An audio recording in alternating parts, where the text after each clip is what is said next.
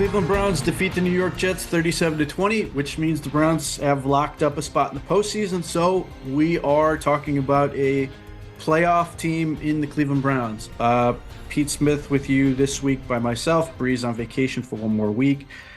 She should be back for next week in time for getting ready for the postseason. But you can find my work over at the Orange and Brown Report. You can support this podcast by liking, subscribing, commenting, tell a friend, all those good things, so we can keep doing this. But the Browns are in the postseason, which is what we all wanted. That was sort of the edict for this season for Kevin Stefanski. And then over the course of the season, that expectation changed slightly, just given the number of injuries. But they did it, and they did it in better fashion than I think most people expected once they incurred all these injuries. The fact that the Browns have an 11-5 record with the potential to go 12-5 is extraordinary. They have the same record as the Philadelphia Eagles. They have a better record than the Kansas City Chiefs and the Buffalo Bills. The Browns have, this has been an unbelievable ride. The thing that's almost infuriating in some elements is the fact that the team that's the number one seed for the AFC and just happens to be in their division of the Baltimore Ravens. They beat the Miami Dolphins, and they destroyed the Dolphins. The Dolphins looked horrible in that game, but they just happen to be in the same division. Any number of other divisions, the Browns are easily win their first since 1989.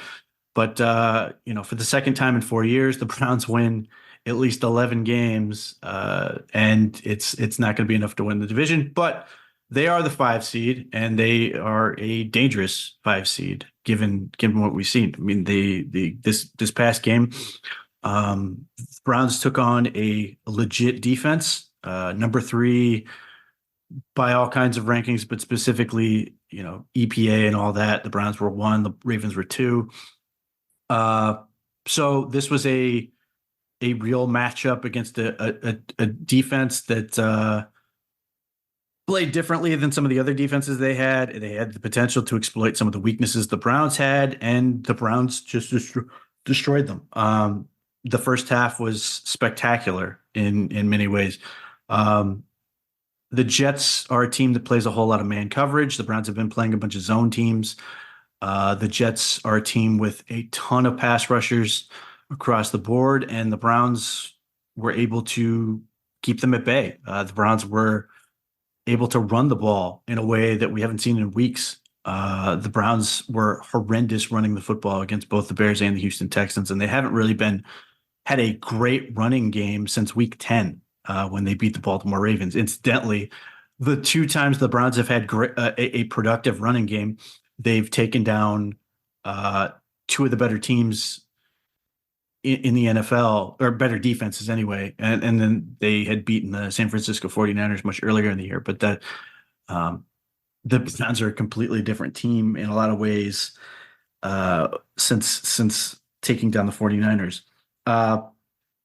Offensively, I think the Houston Texans game, certainly, we talk about Kevin Stefanski being a great play caller, or I think he's a great play caller.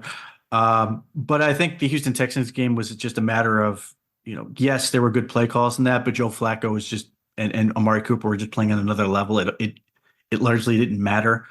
I think the Jets game was the perfect marriage of Joe Flacco and Kevin Stefanski both operating at a really high level. Now, Joe Flacco was not without flaws. He had a number of dangerous plays, which just, seems to be how he operates, including the pick 6. But when he was right, the results were incredible. And the Browns were able to just move the ball down the field almost effortlessly at points.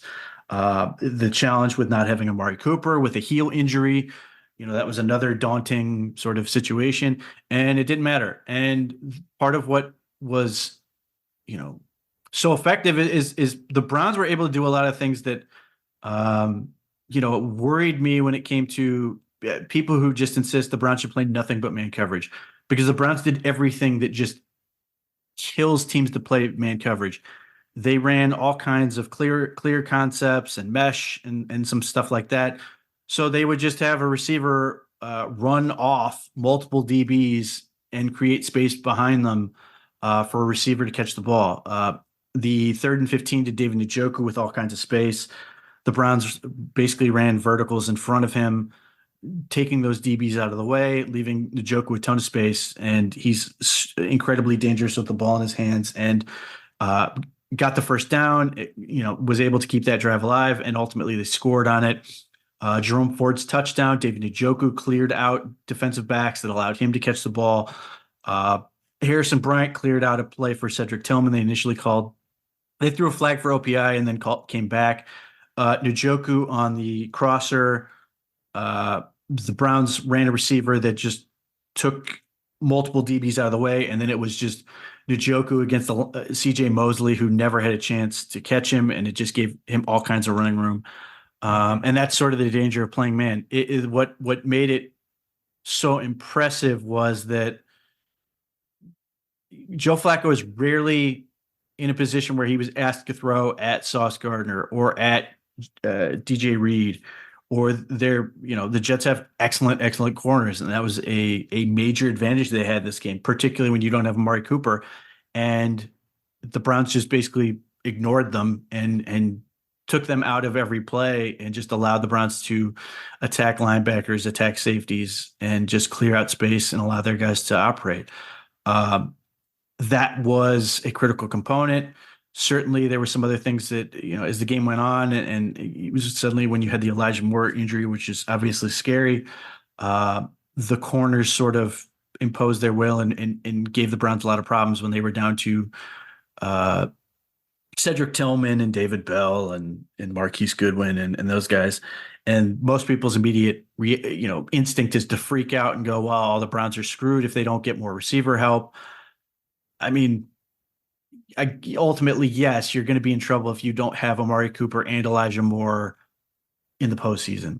But that's also a product of playing the Jets. The Jets, that is what they're good at. So they're taking on first and second year guys, your depth receivers as opposed to your primetime guys. And the game was already sort of, out of reach at that point. It's a shame too, because Elijah Moore played really, really well. And, we see these games. This is twice where Amari Cooper has been unavailable. He goes out in the Rams game with a head injury, and then in this one he's unable to play with the heel.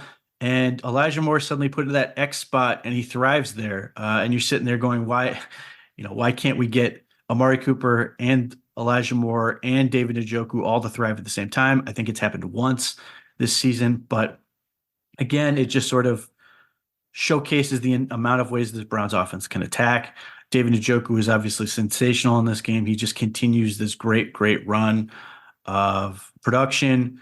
And if this game against the Bengals meant anything, he would have a shot of getting 1,000 yards on the season, which was unthinkable not that long ago. He's got something like 400 yards and a handful of touchdowns over this last month, which has been really impressive. And certainly Flacco, just the way he plays, enables guys to put up those kind of numbers, has been a really big factor on that. Flacco continues to be this guy that will give you about half a dozen just spectacular plays, and then he'll give you a handful of these plays where you wish he had back, including, the pick six was ugly. He got bailed out on one play trying to throw to Elijah Moore, where Elijah Moore essentially, saved it. But there were four or five of those plays, because that's just sort of how it goes with Flacco. You have to take the good with the bad, and you hope you end up on the positive side of the docket. And when you have the Browns defense, certainly you can do that. But, outside of the Texans game where Flacco is otherworldly, he has a tendency to keep both teams in the game. And with that pick six, there was a moment sort of at the start of the third quarter where, the Jets seemed like they were getting a drive together. And had they scored a touchdown, all of a sudden you're in another game where this game should have been over. I mean, you scored 34 points in the first half, which is unthinkable for the Browns in general. But then that to theoretically not be, enough with this defense is infuriating in some respects. But it didn't come to that, so it's all good. And then you get this running game going, and we've watched this group struggle, and so often it's been one guy not getting their assignment or whatever. And Joe Bitonio talked about it ahead of the Texans game, and talking about how just the little details and the unfamiliarity with these guys. And, this was the game where it all came together. And I don't know how much of this you can, because on one hand, I'm sitting there, thinking about how this game should go, and people asking, if the Browns can get the running game going. And my immediate thought would be, no, you have 3 days of prep. It feels like, if you're going to get any meaningful improvement in the running game, it's going to come in the mini bye, when you have time to sort of sit and really tinker with it. And with one real practice and a couple walkthroughs, the Browns suddenly came out really crisp. There's part of you that wonders how much of that is, the weirdness that is Thursday Night Football, and why it's such a bizarre, unique element that you get weird football, that maybe this game plays out differently if it's on a Sunday than it does on a Thursday. Maybe there's always that possibility, but at the same time, like, the Browns just really executed in a way they haven't. You got the best game as a run blocker I think Jaron Christian's had this year, in that you didn't notice him, which is a drastic improvement for him.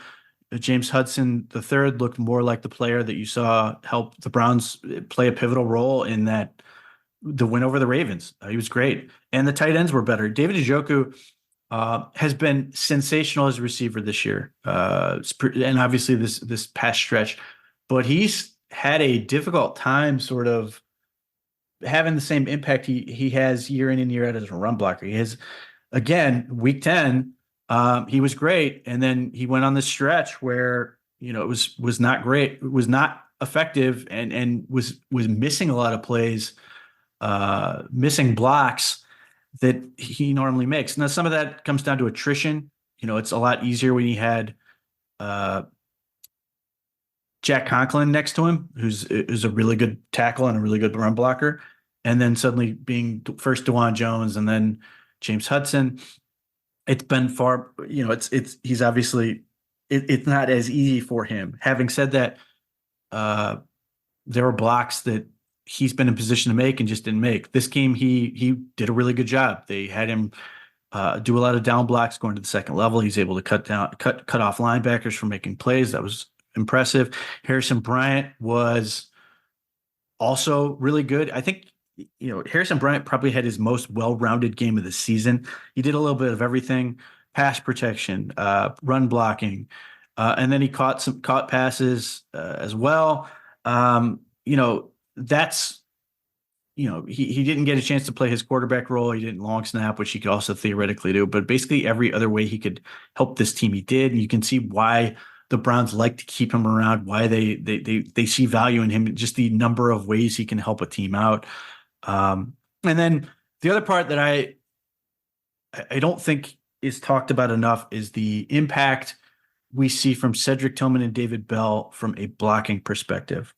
In terms of the run game, David Bell had a key block on Kareem Hunt's trap, which scored a touchdown. And I'm still amazed at how fast Kareem Hunt went. I don't know what enabled him to do that, but suddenly he had burst he hadn't shown in weeks, and that trap play was really, really nice. David Bell had a key block on there. Joe Bitonio had a great block on there. But the amount of plays where you look back and you see either David Bell or Cedric Tillman in pass protection, even if it's just initially to, hold off a defensive end or pass rusher, so that a puller, usually like Wyatt Teller or Ethan Posick coming from the other side, can pick it up, is still extraordinary. Like, the Browns have, because of the Browns tackle situation, the Browns have come up with these creative ways to sort of max protect without the traditional players that you would max protect with. Certainly, the Browns use Harrison Bryant and David Njoku at points in pass protection, but they've done a lot of this stuff with these condensed looks where you suddenly got a wide receiver blocking an edge rusher long enough to get it done. David Bell has done it. Cedric Tillman has done it. Cedric Tillman did it on the play where Flacco throws the ball just out of the reach of C.J. Mosley, and Njoku contorts himself back to catch the ball. And there's a lot of these little contributions that you get from this. And certainly you want them to catch passes, and both of them had sort of a minimal impact in this game. I think 3 catches for 15 yards between them. But they are another example of how this team works. These guys are first and second year players who are sacrificing for the betterment of the team, just doing what it takes to get to that 1-0, doing what it takes to sort of allow this team to go forward. And when we get into the off season, we're talking about guys on this team. There are people who are going to inevitably criticize the David Bells and Cedric Tillmans of the world because for perceived lack of production. And some of that is because they are doing these type of things, which is something that should not be forgotten. The flip side of that is Cedric Tillman has to continue to get better and wiser. Joe Flacco got on him for a route he didn't run correctly on a 4th down play that resulted in a turnover on downs inside, in the red zone against the Jets. And on the one hand, it's frustrating. Cedric Tillman was never asked to do anything like this at Tennessee, and there have been multiple situations where he's been asked to either read routes or just there's a certain lack of savvy that he has to this point. You love his physical size and strength, and you see the ability he has in what he can do, but those little details certainly are costing the Browns at points. That was a situation where the Browns could have gotten 6 points potentially if he does what he's supposed to do. Joe Flacco barking at him on the field. On the flip side, of that, I also look at the fact that Cedric Tillman seems like he takes that stuff and doesn't. Who knows? It's possible he's potentially embarrassed, but he's not doing anything where you're outwardly, complaining about it. He's not, showing up Flacco and doing some of the other stuff that you might expect. It seems like he's taking the coaching from these guys in stride. That could be really valuable in terms of his development going forward. Obviously, you're looking at this team now and you're like, well, the postseason is now. I need these mistakes to be over with. I think Tillman is sort of what he is right now, and I think this is more about the future. But that's sort of where we're at with him. I mean, but you look at it and you say, at least he's not doing what some of these other receivers around are doing in terms of complaining about his role, complaining about his touches, complaining about being embarrassed, showing up, whatever. That part of it is certainly positive to me. I'm hoping that can lead to a point where he gets to have the success that he and this team want for him. But it really does seem like Tillman and Bell are fit in with the type of culture that this team is trying to build, the type of players that they want. I know the coaching staff loves David Bell for all the things he does, certainly. This was also a great game for Jerome Ford, at least in the first half. Certainly the run blocking was allowing him to excel, but he also just played well. And the dual threat nature that he has is a really good fit for this offense. Nobody questions whether, obviously you'd rather have Nick Chubb out there running the ball. It would take this offense to another level theoretically. But in absent Chubb, Ford just gives you a lot of fun things that he can do because he's so good as a pass catcher. Now, there's certainly situations you're sitting there frustrated with some of the screen miscues they've had, but when he's when he's right, like he was on that spectacular play where Flacco gets smacked in the face and then rolls out and finds Ford. That in itself was a good play.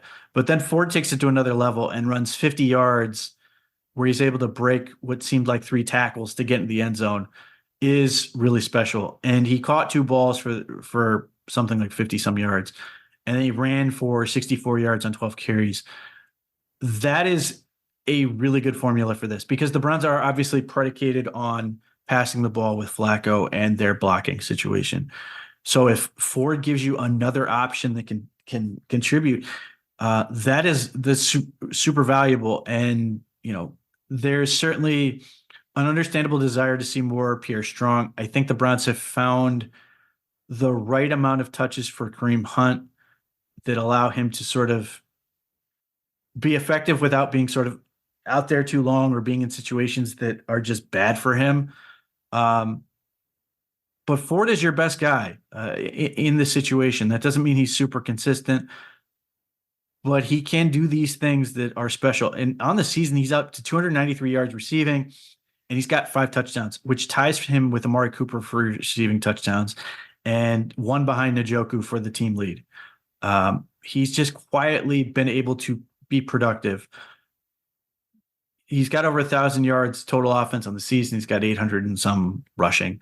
It's not pretty at times, but when he's right and when it does look good, he can do some stuff. Again, we talk about the best run blocking the Browns have gotten have been the Ravens in week 10 recently, and then this game. And in both those games, you saw Ford do things with that space where he shows you what he's capable of. And it really does seem like he's a great fit for the Browns as a number 2 running back behind what is hopefully a healthy Nick Chubb, at least for maybe the second half of next year. Though who's to say, given that it's impossible to guess, but we've seen video of like Nick Chubb walking around, and I don't know how labored that is, but he's walking, which seems pretty good.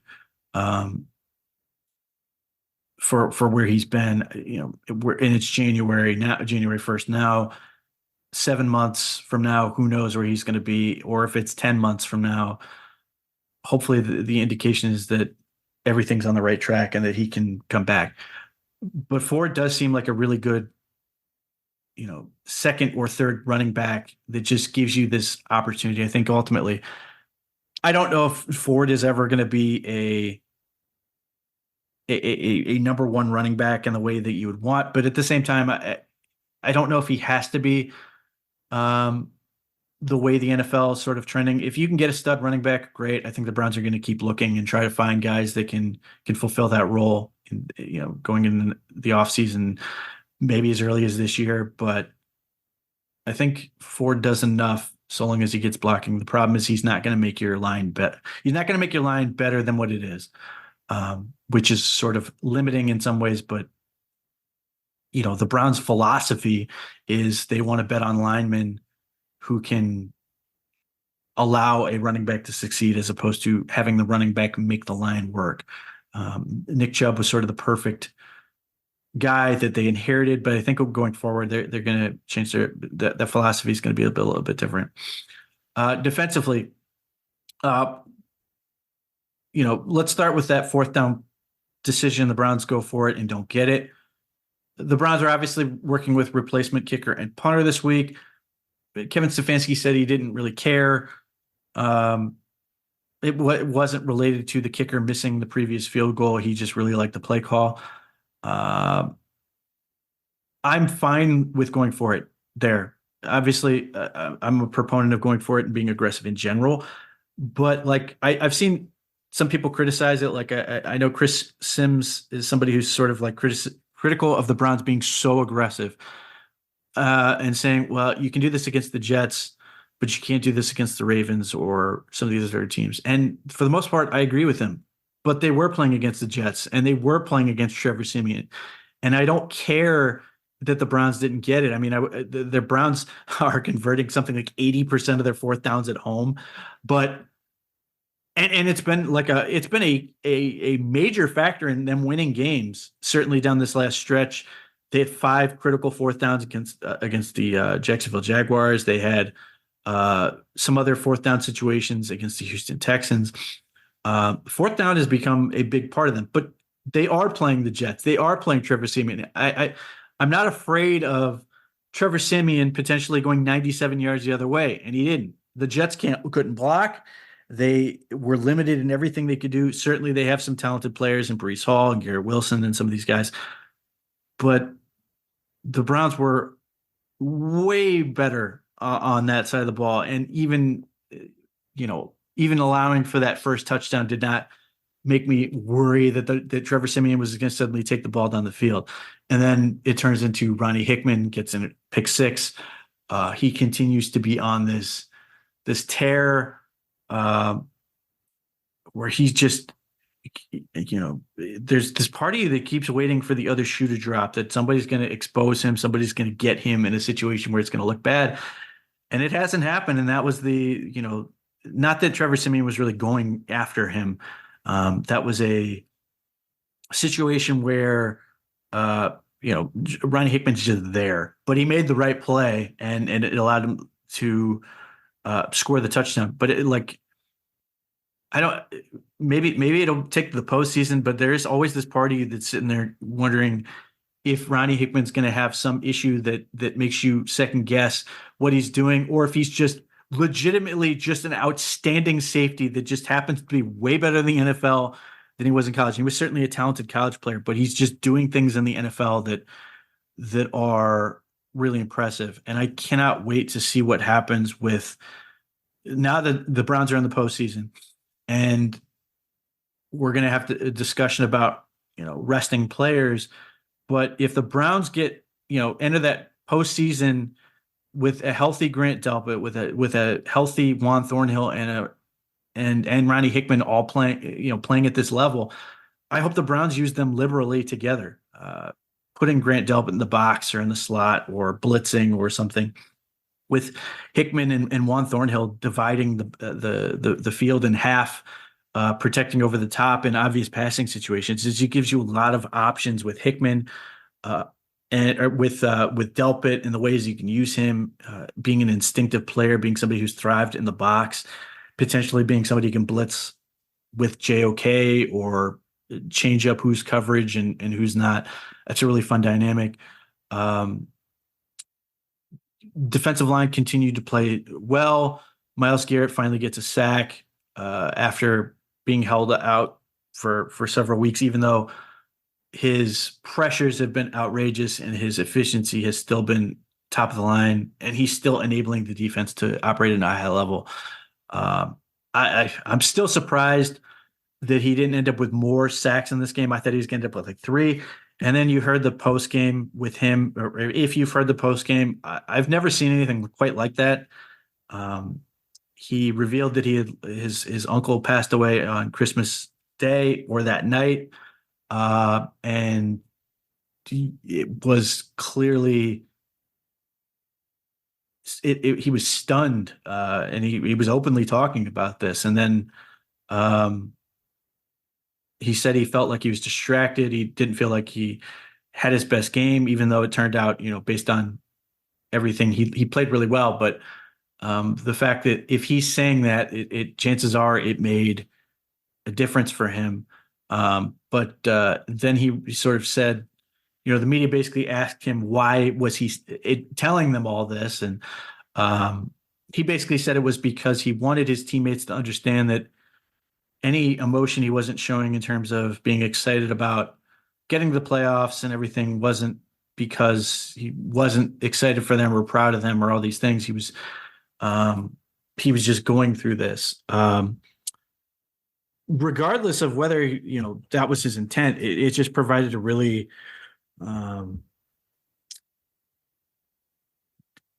interesting look at Myles Garrett, the person, and just this very vulnerable moment, because like Garrett has talked about his own difficulties, sort of allowing himself to be vulnerable and let people sort of help him and all these other things. And this was like this, he sort of went for it in a lot of ways, even if it wasn't necessarily for public consumption in the way that like he was trying to explain himself. But it just, it's one of those reminders that these guys are not, they aren't gladiators. They are real people.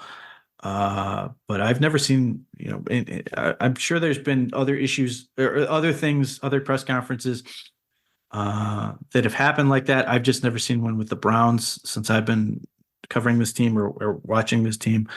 So it was just sort of this very somber, unique moment where I think the media did a really good job in sort of the way they handled it and the questions they asked in that moment. It was a very nice light touch by everybody involved that sort of allowed him to just have this moment and just talk. Defensively, otherwise, Greg Newsome has been on unbelievable tear. He's playing with way more physicality. He's more confident in coverage. There's just a lot of good stuff you're seeing with him. He's coming on at the right time, in addition to having Martin Emerson and Denzel Ward playing at a high level. Like the Browns look like a very dynamic secondary with all these pieces playing well, and they're going to get stronger with these safeties coming back.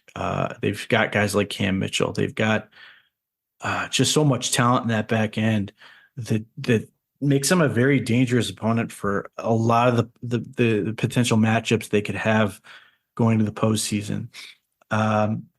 Alex Wright, another game where he gets to have a sack, his third in a row, another good play where he just beats the right tackle and is able to chase down the quarterback for the sack.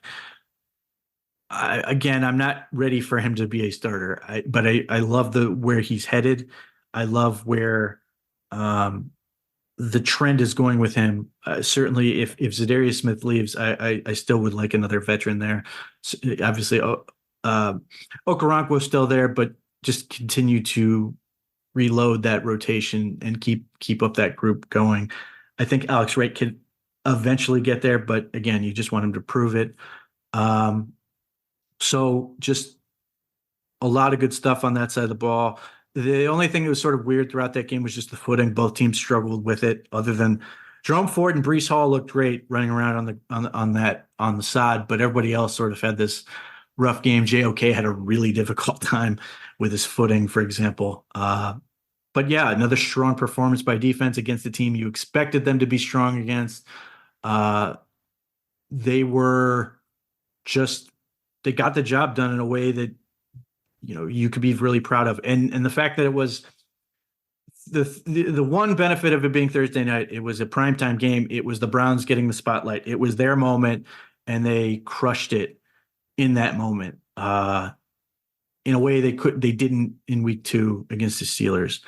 Not only did they win in dominant fashion, they clinched their spot in the playoffs. You are just everything you could have wanted from that. And it's different because when the Browns clinched the playoff spot in 2020, they did it at home, even against the Pittsburgh Steelers, which all these things are great. But it was the pandemic, so it was largely an empty stadium. The players celebrated with each other. There are a lot of memories of players celebrating I can remember from that. But this was the first, this is the first time since the 90s or potentially earlier that the Browns won a playoff game or won a game where they knew they were then going to go to the postseason and got to enjoy it with the fans. Because I was at the Atlanta Falcons game in 2002 when the Browns beat the Falcons at home, that ultimately got them into the playoffs. But when the Browns won that game, no one there was still unresolved is that if the Browns were getting the postseason. They needed the New York Jets, which I think played Monday night or the next day, to win their game to send the Browns to the playoffs. Because leaving that stadium, everybody was chanting JETS, Jets, Jets, Jets, because they needed that help. And I remember famously the Falcons were down at the Browns end of the field, and over the PA, they were kept saying over and over that the Falcons had clinched a playoff spot. The Falcons had clinched a playoff spot. If somehow, some way, this would impact them and let them be conservative in the moment. The Browns did get that stop, like I said, won the game. But even though it was like this awesome moment, the Browns, everybody's super excited in the stadium. You didn't know that they were going to go to the postseason. That was different Thursday. Everybody knew they were going to the postseason. Where they were going to be ultimately seeded was still up in the air, but they got to enjoy it. The players went and enjoyed it with the fans. You saw these great moments with like David Njoku and the kid, which is great, or David Njoku and the beer can, which I imagine he got a call from somebody that they weren't thrilled about that because he goes.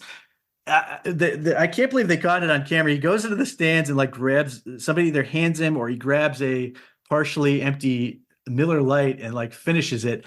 And then he has to go and do the post game. That's a sideline reporter or whatever, which just made for this crazy dynamic. I like later, Njoku also did like shots in the parking lot. I think the NFL had the Browns in particular probably cared less about that because he wasn't in uniform doing it. I think it was a really fun moment, but I wouldn't be surprised if they're just sort of like just not in the uniform. But you had all these moments. You have Juan Thornhill holding up the whiteboard with playoffs written on. You have Shelby Harris and all these guys walking off the field and celebrating with everybody. Just this great moment that the Browns didn't get in 2020, even though the Browns had gone to the playoffs for the first time since 2002, had won a playoff game for the first time since 1994. This was the moment where the Browns got to do all these things at home in front of their fans. Not only that, the Browns won their 8th game at home. They were 8-1 at home this year. They had the second best home record in the league. Dolphins could tie them next week if they beat the Bills, but the Cowboys went undefeated in their 8 games this year. The Browns have locked it down at Cleveland Browns Stadium this year, and now with this 8-1 record this year, Kevin Stefanski's won 70% of his home games since being the head coach, and that is an astonishingly high number. The flip side of that is obviously the road then is not that good.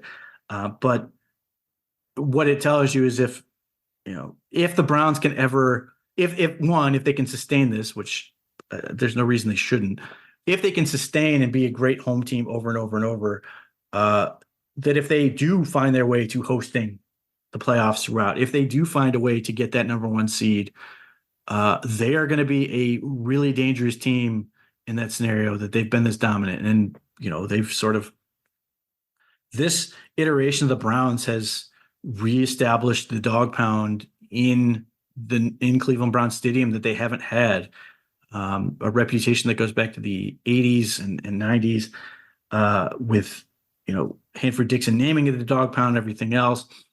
But there was always this discussion about would it be possible for the Browns to get this type of home field advantage?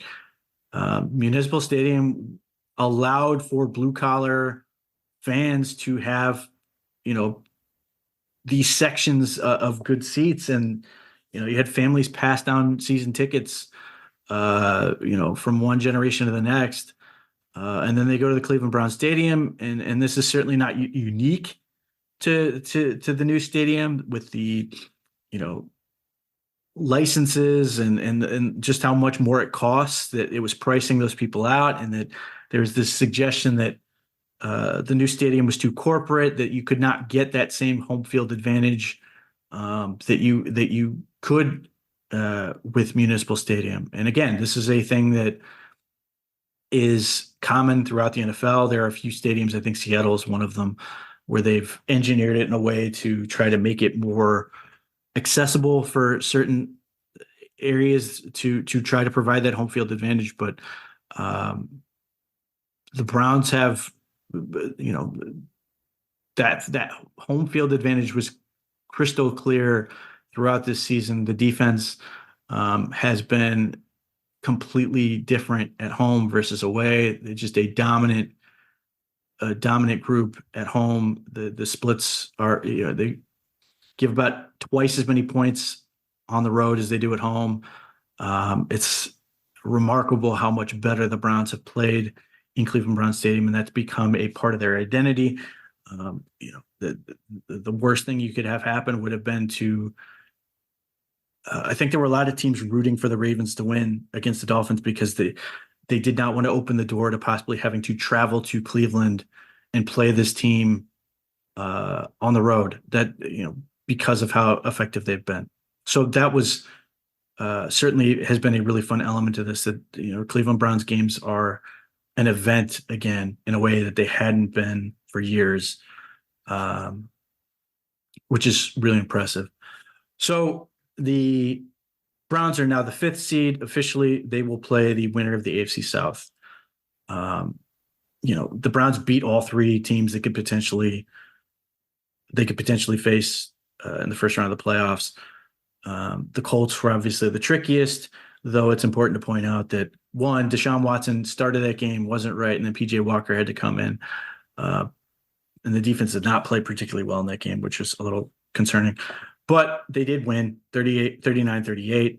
What would a rematch with them look like? Hard to say. I do think Shane Steichen is a really problematic matchup. He does a really good job. He did a really good job in that game to exploit the issues the Browns had.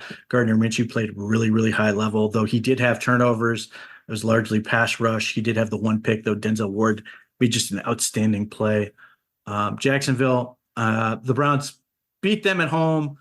Trevor Lawrence coming off the high ankle. This iteration would likely have Cam Robinson back. I think he's already back, their left tackle.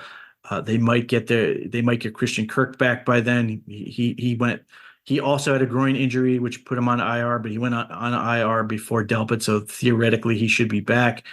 The Jags have the easiest path. If they win, they're in. The Texans, who the Browns could play, were without C.J. Stroud, were without Will Anderson, and then they were without Jonathan Greenard almost immediately. They or the Colts need the Jaguars to lose in addition to them winning to get into the postseason. If you're asking me which one I would, the team I would like to face the least is probably Houston. The defense is problematic enough where I get worried with those defensive ends. If they, Will Anderson and Greenard are good. I mean, Will Anderson, I think, had 2 sacks yesterday. Is problematic. And then, Stroud is playing at a really high level. Yes, he's a rookie. Yes, it would be his first playoff game. Maybe the Browns can take advantage of that. I think Bobby Slowick, their offensive coordinator, has done a really nice job of putting them in position to succeed. I think they're the most dangerous of the 3. Jacksonville, one, no, undoubtedly a healthier Trevor Lawrence. But though he missed this past game with a shoulder injury, healthier Lawrence with mobility is more of a challenge. Having Cam Robinson back would be a challenge. The Browns played against a terrible offensive line for the Jags when they played, and having Christian Kirk back would be valuable. The thing with the Jags that I look at is they don't play any defense. Now, Josh Allen is phenomenal. He's having an outstanding season. They're doing some good things with him, and he gave the Browns fits the first time, but nobody else on that defense was good in that game. And they just don't seem to stop anybody, although they stopped the awful Carolina Panthers and shut them out. I'll be curious to see what that looks like when they play the Titans, and the Titans have their own questions. The Titans will be playing at home. The Titans typically have played much better at home this year. But whether it's going to be Ryan Tannehill back since Will Levis left with an injury, or if Levis will be healthy again, we'll see. How much of the Titans going to be invested in this game is a question. But if the Jags continue to just not stop anybody, I just don't fear them all that much. Beyond the fact that it's a playoff game and either team can win, and the Browns are volatile enough where they could lose. I think the Browns have to feel good about their opportunity to compete in against any of those teams. But yeah, I think the Texans concern me the most. So the other part about this is, since the Browns know they're the fifth seed, and yes, they would like to win and beat the Bengals, they would go to 12-5. Certainly, that would be a worthy accomplishment. The Bengals beat 0-6 in the division. The Browns would like to continue their dominance over the Bengals, and the Browns would just like to play well going into the postseason. But the Bengals gain nothing from the Bengals can't make the playoffs. The Browns can't move from the fifth seed. So the Browns are incentivized to look at this as an opportunity to get healthy. Certainly, having the bye week come so early was detrimental in a lot of ways. However, even looking at it ahead of the season, there was the nice advantage of having this mini bye right at the last, right ahead of the last week of the season. Is super valuable. Now, initially we thought, oh, the Bengals are, the Browns and the Bengals, that could be a game that has playoff implications, and that mini bye would just give the Browns a little bit of extra prep to gain an edge on the Bengals to potentially win a game that decides, postseason implications. Without that, and with this game being basically a glorified exhibition, the Browns potentially, depending on which player we're talking about, get 2.5 weeks to just get healthy. What does Myles Garrett look like with 2.5 weeks of rest for his shoulder? I mean, and I don't know if there's an answer. Is that a situation where he can make marked improvement, or is he just sort of, this is how it's going to be the rest of the year? I don't know the answer to that. But Amari Cooper should be healthy. Juan Thornhill's calf should be better. Grant Elbert should be available. Unknowable with Elijah Moore and his situation, if he's just if it's smart to just rule him out for the season, or if he's going to be back. But the offensive line had 4 guys limited in practice ahead of this game against the Jets. Joel Bitonio's knee could use 2.5 weeks of rest. There are just up and down the roster. David Njoku's got a knee that could use some rest. Up and throughout the roster, there are just the amount of guys that have been dealing with something. The Browns had 21 or 22 guys in the injury report ahead of their game against the Jets. Certainly Dustin Hopkins coming back. That was always going to be about the postseason once we found out the nature of it. And the punter, Corey Bojorquez, I think he'll be healthy enough to go this week, but we'll see. The Browns may want to be patient with it and just sort of let it go out another week. But I think the Browns are going to have a lot of these guys not play. And I think it's going to be smart. Now, the thing that makes it tricky is you look at a position like safety. They've used them all, and if Delpit's not going to be activated until the postseason anyway, he's not going to be in that game. But you've literally used Thornhill, D'Anthony Bell, Ronnie Hickman, and Duron Harmon at points through this last stretch of games. If you maybe you hold out Thornhill because he's got the calf and you just play the other 3, but there's a couple of positions where you want to rest guys, but you don't really have that many options. Defensive line is always tricky, but I would be shocked if Garrett plays. Part of me would love it just because I'd love to see him get to 16 sacks on the year. But I don't think it's going to happen. Zadarius Smith probably should not play. He's been dealing with a few things. I know Okoronkwo is trying to play. Even if he's intent on playing in the playoffs and the Browns are okay with that, I don't see any reason to have him play. So you may get a whole lot of Alex Wright. You may get Sam Kamara. You may get all kinds of these guys. Rotational guys, Isaiah McGuire, Siaki Ika playing defensive tackle. He'll probably get a load of reps. Are the Browns going to activate some of their, who are the Browns going to activate from their practice squad to play in this game? And Flacco, I presumably he won't play in this game. Are they going to go with PJ Walker? Are they going to go with the quarterback they just signed from the Arizona Cardinals to their active roster?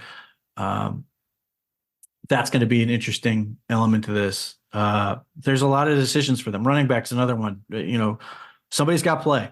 Maybe this is the game where finally the Browns give a ton of Pierre Strong uh, carries and everything else, but he is a key special teams player, so that there's that element of it. Receivers, are we going to just see a whole lot of Cedric Tillman and David Bell and maybe Marquise Goodwin? Are they going to activate somebody to play that position? So there's a lot of these players that the Browns may want to rest guys, but they also have to field a team, and not in fielding a team, not put guys in a position where they're just going to get hurt or hurt somebody else. Offensive and defensive lines could be important with that. Is JOK going to play in this game? But even if you, whatever player you're thinking of is not going to participate in the game, the real focus becomes practice, because you get into this debate of rest versus rust, and this idea that, well, if the Browns are off and they aren't playing, that they will they will not be prepared for the postseason. I think you can deal with a lot of that in how you practice. For example, if you're super limited, they'll probably do some walkthroughs, at least for part of this, just to continue to get them rest.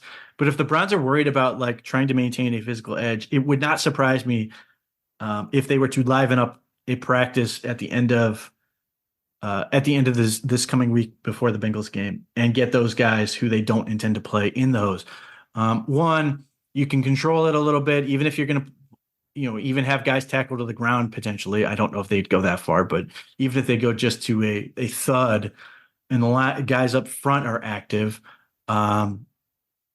you can make it a competitive practice. Now, there's always some level of risk in that. You can't prevent against everything. If guys are going fast and hard, then they could potentially risk injury or whatever. You see non-contact injuries like the Bradley Chubb injury, which is insane and stupid for a lot of reasons. But the Browns can have what amounts to be some full-on periods of practice that try to maintain that physical and mental edge. And part of that is we may not know the full extent of this. I don't know how much we're going to get out of Kevin Stefanski sort of talking about this. He's had a really good plan, and this team has been very good about doing what they need to do to stay ready. And part of that is Kevin Stefanski knows his team and knows what they need, but some of that also depends on how much do they buy in and how much do they feel like they need. Do the Browns players say to Coach Stefanski, "Hey, we feel like we need to liven things up a little bit. We need to get more game-like atmosphere, even if we're not going to play in the game. We want to get ready for the postseason in a manner that's going to keep us on, give us that edge." These are like I said, I think there's ways that they can do this to be effective. I don't really worry too much about the Browns coming into playoffs and being flat or out of whack or any of those things. I think the way they have had to play this season is so ridiculous in terms of injuries that any scenario where they can come in and be the healthier team is going to counteract anything that they might have lost by not playing. And no, I don't want to see the offense play for a quarter. I don't want to see a preseason style. Don't put them in the game. Don't put them at risk. I don't need to see Denzel Ward out there. I don't need to see Myles Garrett out there. Focus on what's important in this scenario. Use practice, control it that way, and do what you need to do to get ready for the playoff game. Because given where the Browns are going, there's two parts of this. One, the Browns seem to be gaining a little bit of steam heading into the postseason. And a lot of these teams you're watching, other than the Ravens, who looked phenomenal against the Dolphins, aren't that scary right this second. And, obviously when you have to figure out who you're playing, you will find a way to be terrified of them. It's just sort of how you roll. But, if the Browns were to beat whoever wins the AFC South, there's a good chance they would have to play the Ravens. But you sit there and you just sort of scan the field of potential teams, the potential opponents that the Browns could play. I understand the Chiefs have a really good defense and they have Patrick Mahomes, but are everybody's watching the same team, right? They just don't look like that fierce of an opponent. The Buffalo Bills are certainly a are talented team, but they're also, some often they seem to be their own worst enemy. Are they? They are. I think they are scary for the same reason the Browns are. That when they're right, they're really good. But again, are you sitting there going, the Browns can't beat the Bills? I think the Browns. It's going to be really difficult for, obviously, it's difficult for any team to win 4 games, the three, and then the Super Bowl. But when you just sort of look at the Browns and where they're winning right now, and how they win, they're as threatening as anybody right this moment, save for the fact that the Ravens will have home field. But even that's weird because the Ravens have been better on the road than they have at home, and the Browns obviously beat them at home earlier this year. They would be a really difficult opponent, regardless. I mean, but the thing with the Ravens, you sort of look at them, and you go, yes, the Ravens are playing at a really high level, but the Ravens have this weird knack for suddenly just having a game where they just have nothing, where they just look disinterested and they're a mess and everything else. So who knows? For now, it's all about getting through the Bengals game effectively. Yes, I hope the Browns win that game. I would love to see them go 11 and to go 12-5. Given everything they've done this year, that would be incredible to do that and end up with, I think, would be the second best record in the AFC. And then roll in feeling good about themselves. Head into the wild card round. But you have to, I mean, obviously, when we figure out who the opponent is, it's going to be more interesting to talk about this. But you have to feel good about where the Browns are right now, having played so well against the Texans and the Jets, and now getting this opportunity to rest and recuperate. Just how much of a difference that can make. Difficult to know. Obviously, it's case by case basis, and some of these players where it's just unclear. Myles Garrett being the perfect example.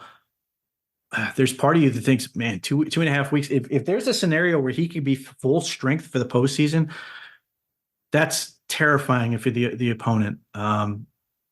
Because obviously he's even since his shoulder issue, he's been playing at super high level football, but getting back to the player that was routinely just destroying the offensive lineman in front of him and getting the quarterback and causing sack fumbles and all these other things. If that guy is available at the postseason, and the Browns are playing offensively with Joe Flacco and potentially a running game that suddenly has life, they are a problem, and it'll be interesting to see how far this thing can go. But for the moment, it's just really fun to watch this team right now. It's really fun to enjoy this team. And there's just, it's just great. Unbridled era of unbridled enthusiasm for the rest of the playoffs, see where everything ends up. And there's definitely, it is great knowing that the Browns are going to have to play this other game, but having no worries about playoff seeding. Your entire focus for the Bengals game is, one, hopefully you score one more point than they do and nobody gets hurt. Other than that, you are full speed ahead to the postseason, which is a really, really good feeling. No thoughts about, well, if this happens or the Browns might be out. No, they are going, and now they get to approach it as a team that is entirely focused on it. I mean, one of the advantages they will have is that whoever's going to win this AFC South has to win, and stress themselves in the way that would be necessary to secure victory this final week of the season. Whatever home field advantage they have certainly will be a factor. I'm sure wherever the Browns go, it will be a loud atmosphere. But the extra rest, the fact that the Browns are already sort of casually preparing for these other teams, even if they're not actively doing it, they still have to deal with the Bengals first. I think that gives them a real edge, and I'm curious to see where this thing goes. So we'll see how it unfolds, but Browns 11-5, really good win against the Jets, cruising into the postseason with a chance in the tournament, which is all they can ask for, and we'll see how far they can go. Hopefully, I can't promise anything, but I expect Bree will be back this coming week. I'm sure I've been talking to her. I know she's excited. I'm looking forward to doing an episode where she's back and we can just she can gush about the postseason and everything else. But yeah, we'll be back next week. Thanks for listening to everybody who does. Tell a friend all those good things, and yeah, we'll see where this thing ends up in a week.